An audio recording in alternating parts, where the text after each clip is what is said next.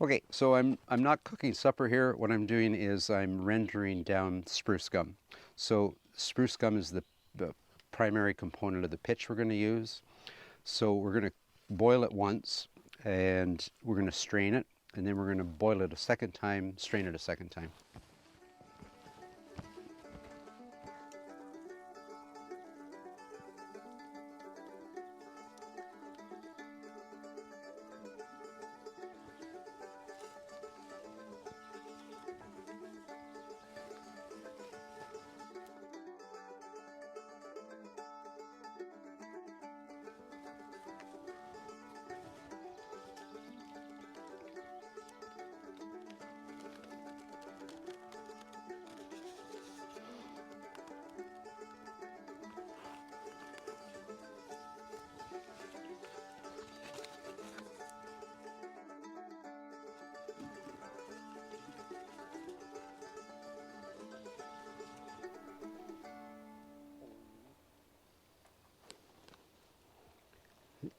The ingenuity of our indigenous peoples on this part of the world absolutely amazes me. So you have to use spruce gum. They didn't use pine. Pine, it's too brittle. So I rendered this down twice now, and it's a beautiful. It almost looks like maple syrup ready to sugar right there. Anyway, it looks good enough to eat, but I'm thinking not. You can chew on it though, and it actually, it's called spruce gum for maybe a reason, because it is a palatable gum to chew on, especially if you're hungry. It seems to take away the pangs a bit. Anyway, the next step here is I'm going to take it over and I'm going to add a little bit of bear fat to it. So if we just use this straight up on the canoe, when it cures and hardens, it'll be brittle and it'll crack. So we need to add a bit of bear fat to it to make it more malleable. We don't want to add too much, because if we add too much fat, it'll run off in the sun in the really warm weather. So it's a fine line, and we're going to add just a little bit of a little bit at a time, and do a wee bit of an experiment to ensure that it's going to work on the canoe.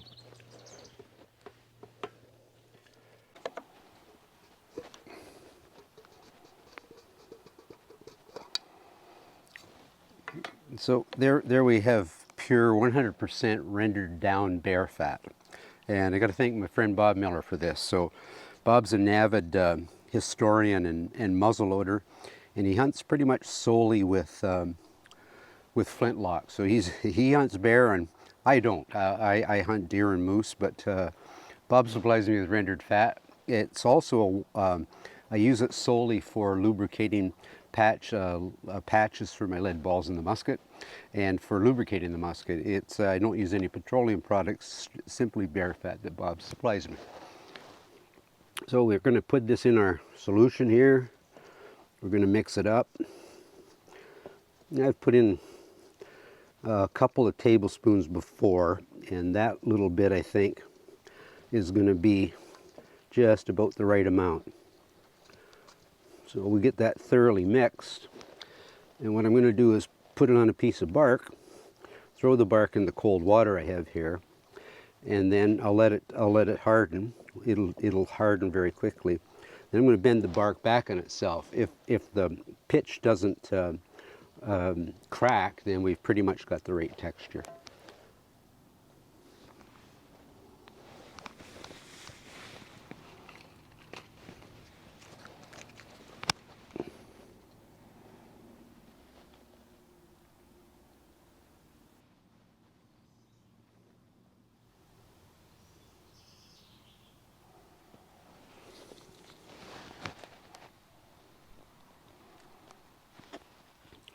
See, I'm actually able to bend that, and you can see it's not cracking at all.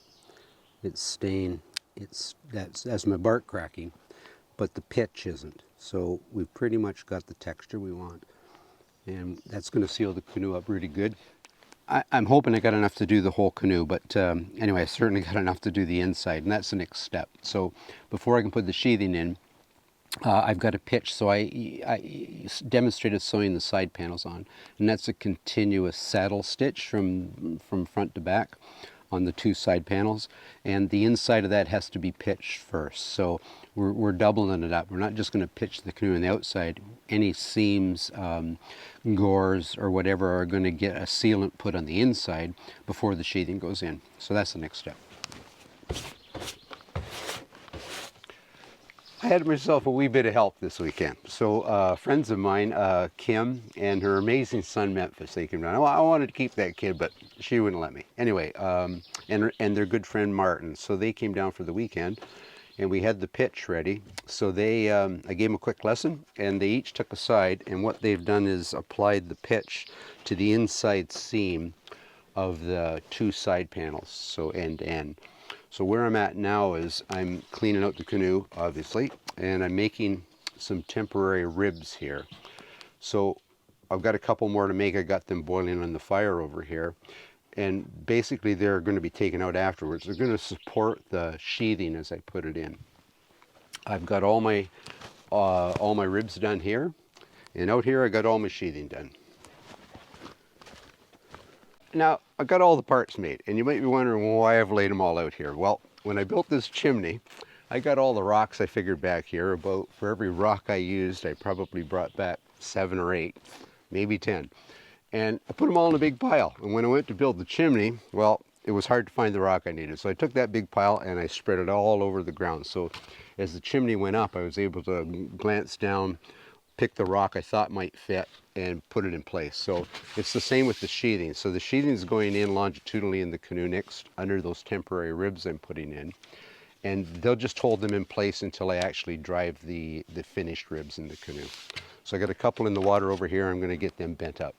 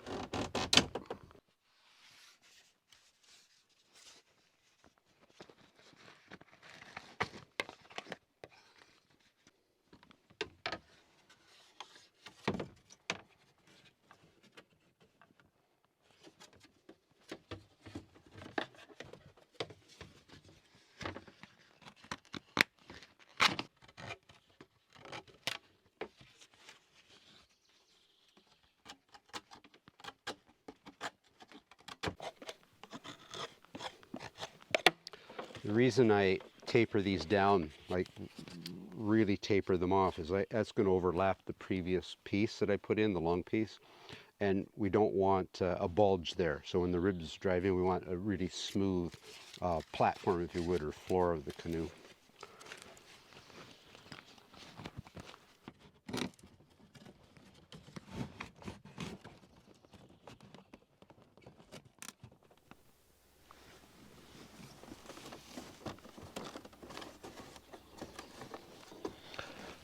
I have the sheathing all fitted into the canoe now, and it was an exercise in patience, to say the least.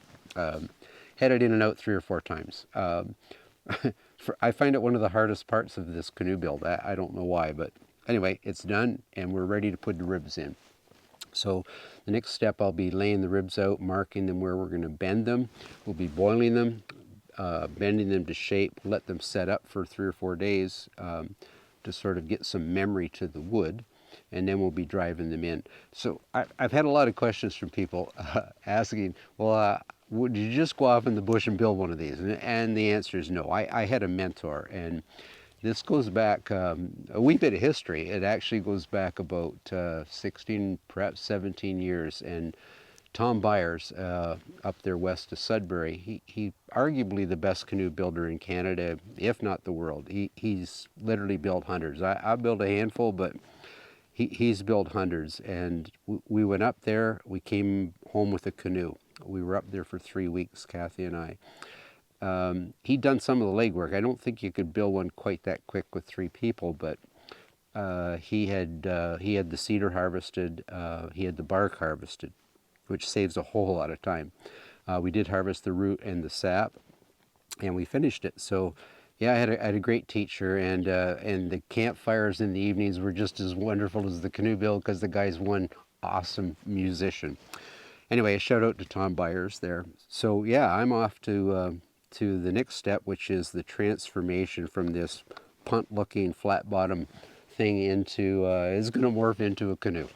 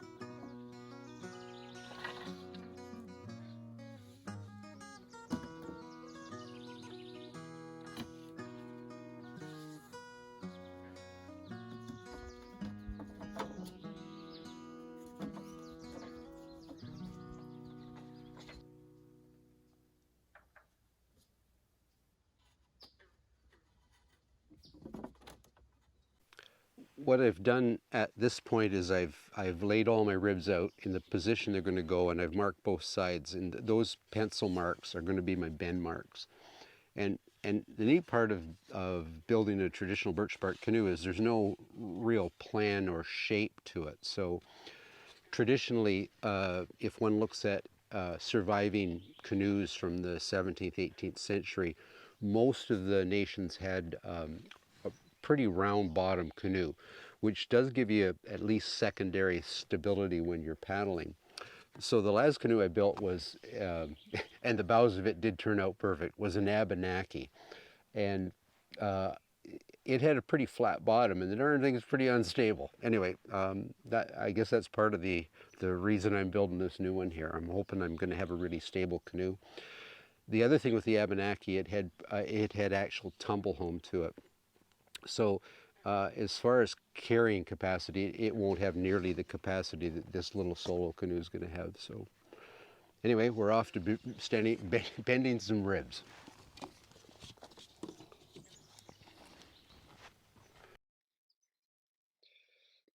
So traditionally, when we're bending the ribs, so we're boiling them over here on the fire, I would take the inner bark of cedar or basswood and I tie them together into the desired shape.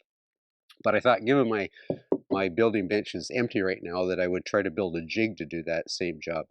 If it doesn't work, I will go back to bending it and tying them off the traditional way. Anyway, I'm off to bend the first two and figure out the shape of this canoe. My kingdom for a slightly longer trough, but it'll work. We're going to make it work. So although I can't find a first person account of how natives boiled their ribs, I'm going to make an assumption that they would hollow out a log, fill it with water, put the ribs in, and then keep adding hot rocks from a fire. And that would boil the water and do the same thing I'm doing with this metal one that I've built. But like I say, I can't find a first person account, and I've searched high and low, but perhaps it's out there somewhere. I'd love to find it. Anyway, these guys are getting close. We're going to bend the other end here a little bit.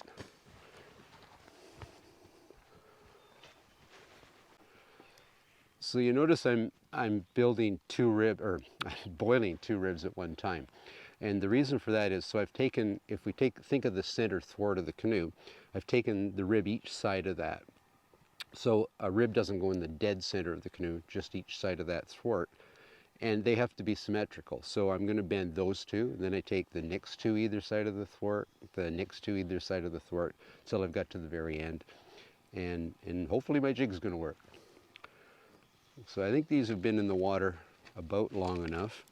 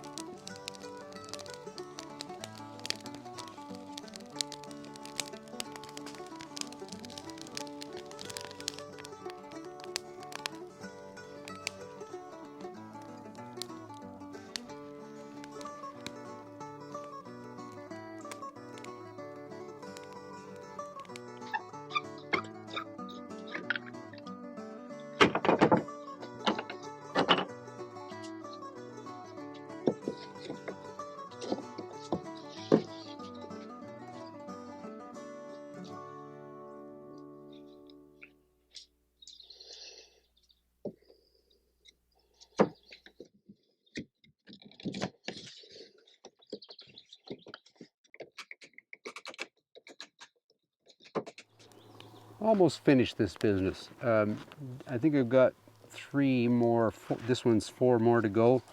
Broke my first one, which, yeah, I'm surprised I got that far without breaking one.